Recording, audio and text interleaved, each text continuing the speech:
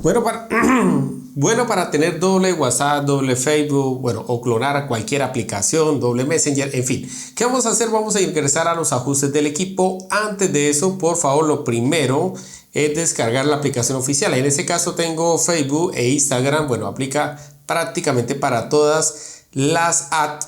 Entonces, ¿qué vamos a hacer? Vamos a ingresar a los ajustes, vamos a ir a funciones avanzadas, está de acá, y nos aparece por acá el Dual Messenger. Recuerden que acá pueden habilitar de todo. En este caso tengo WhatsApp, puedo instalar. Recuerden que hay algunas aplicaciones que funcionan u otras no, y pues ahí la pueden habilitar. Y lo mismo pasa para el Facebook.